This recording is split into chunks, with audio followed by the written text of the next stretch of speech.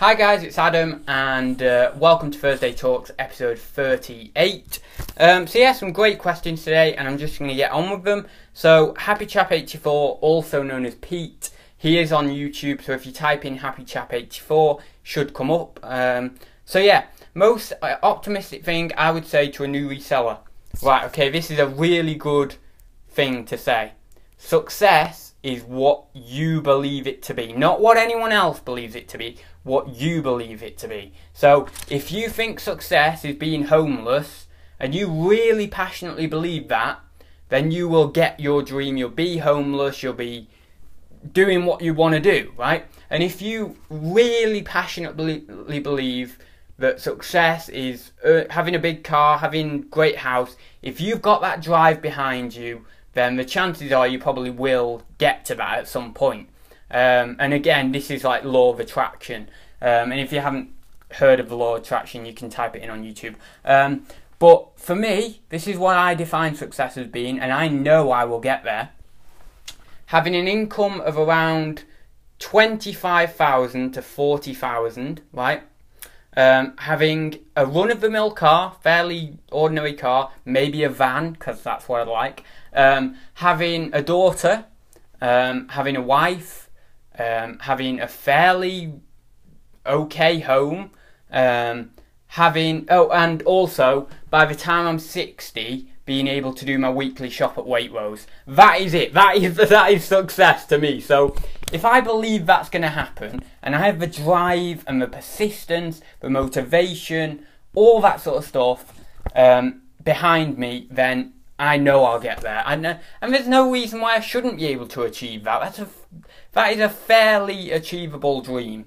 But I'm not bothered about shooting for the stars. If, I'm not closing that door off. If I do get to having a good income and I feel that it's achievable to go even further than that, then I'll assess that at the time. But for now, I'm quite happy with that in my sights. And I'm not bothered how long it takes me to get there. If I'm 50 by the time I get there, that's fine. If I'm 25 by the time I get there, again, that's fine. But I would like to achieve it. Even if I'm 80 and I get there, it doesn't matter. As long as I achieve it, I'll be happy. And I have no doubt about achieving that. So, success is what you make it. So, the most optimistic thing I could say is if you want it, and you want it bad enough, and you have that drive, and you have at least a little bit of common sense, and you know what you're doing, then you'll adapt, you'll persist, and you will get there in the end. So that's the most optimistic thing I could say. And he also says, what would be your most dire warning? Don't buy too much crap. Is that alright? I mean, I bought a lot of crap. I mean, I'm lucky because I managed to shift a lot of it. Especially last Christmas, and now I'm in a better position, but I've still got a lot of crap in there. So I'd say that, just don't buy too much crap, because you're just going to invest in things that aren't really going to sell, and it's going to seize up your business a little bit. So yeah, just don't buy too much crap. Latest Grace asks, number of listings before opening a shop. I believe it's 65, isn't it? Where it becomes more cost effective, or you have to list a certain amount a month for it to be more cost effective. I didn't take any notice of that. I got a shop at 180 listings because I always put off the little things. I'm terrible with that. David McGregor asks, if there was a Mrs. or Mr. ads, that made me laugh. I am comfortable in my sexuality, so I'm fine with that. So if there was a Mrs. or Mr. ads, would you want them involved in your business? Yes, I've said this hundreds of times. I said I'd love to be a part of a resale power couple, but I would keep it separate. Separate eBay accounts. This is my mum and dad's room here, so I'm just doing this as an example, but she would be in there, I would be in there. Separate eBay accounts, separate things that we pick up even, maybe, I don't know. I mean, she could pick up the same stuff as me, but it's sort of a bit pointless. I'd rather diversify a lot more. Separate room, separate eBay, even down to maybe separate personalities in terms of work time. So we'd be like work Adam and then work whatever her first name is. And then when we finish for the day, we're back to being more, you know, of like fun people, you know, like our normal selves. But I think that would work. And I think having the separate eBay accounts and being able to build up 2 accounts would be a lot stronger business model, because if one fails, if one for any reason has gets loads of defects or something, I don't know, something bad happens and it gets shut down, we've got the other one to rely on, and then we can just use the one account from then on, build it up from there, or maybe even create another account and build that one up again. But I don't think that would happen, to be fair. But anyway, so yes, I would. I'd love to be a part of a resale power couple. I know we could make good money doing this together, but I have no, what's the word, doubt. I have no doubt in my own personal ability as a reseller, and I could make a full-time income for myself on my own, and hopefully in the next, what the hell was that? Hopefully in the next year or 2, I will prove that I can make a good full-time income in it, but at the moment the numbers aren't quite there. I don't know what that was. I'm trying to think. So it sounded like something hit the window, but anyway. So yeah, I have no doubt in my ability on my own, but I would like to have someone there. That's not to say that I would be like relying on them, or like, I'm not the kind of person in a relationship who'd be like, you know, on Facebook where people go, oh yeah, I really miss you and all it, you know, all that sort of thing. I'm not that kind of person. I'm like, you know, take it or leave it, babe. You know, I don't care. But anyway, yeah. So that's that one. And what's the next?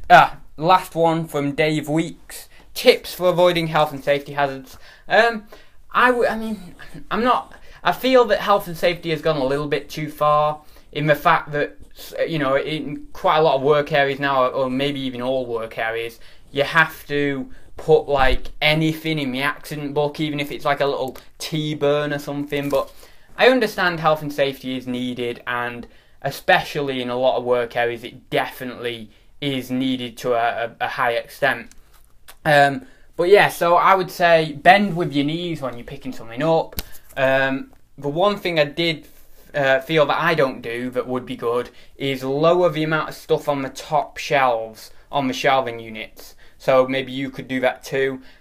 Just because if anything did fall, and maybe you've got someone in that room and you've not got maybe public liability insurance or anything like that, or whatever the necessary one would be, then if they get hurt, you know, because something fell off the top shelf, it's not great, is it? So that could be one. And what was the other one? Oh, I don't have my shelving units not nailed, but screwed into the wall. So that might be one. If you've not got that, I would do that, and I really am considering doing that as well, because I've got a hell of a lot of stuff on them. So yeah, that's it really. That's Thursday Talks. Yeah, a bit of a rambly one, I suppose, but oh, we're only on 8 minutes. Oh, that's not too bad. I thought it was longer than that. I thought it was like 15 minutes. God. Anyway, yeah, so yeah, tips for avoiding. Yeah, so I mean, there's probably loads more tips for avoiding health and safety. Well, there is, isn't there? Hundreds. But yeah, the lifting one is definitely, you know, just to sort of fill a little bit more time, get it to 10 minutes. I'll just ramble a bit more. The lifting one is definitely a key one, because I put my back out lifting a massive bronze Buddha at the auction house once with a fellow colleague, and yeah, I was bending down, and I can even feel my back there now, because I've got a little bit of, not currently, but I mean I do get sciatica and back pain and things like that. And when I say sciatica, I do mean sciatica, because it shoots right down my leg, even to like pretty much my foot. But yeah, so I was bending down, picked it up, and my back just went. I mean, but I don't know, I can't remember whether I actually persist and carried it in with my back killing, or whether I put it down. I don't know, I can't remember. Probably put it down, didn't I? I mean, I couldn't do that with the back pain. But anyway, so yeah, that lifting one, definitely save yourself the hassle of back pain, because if you've ever had back pain, you will know how horrible it is. And I mean, you just lie in bed thinking, oh God, I can't even move, and any little movement you do, it's agonising. So yeah, I'll leave it there, guys, because we're coming up to 10 minutes now. So yeah, Thanks for watching, guys. Don't forget, if you have any comments or questions, please leave them down below for next week. And yeah, see you in the next one.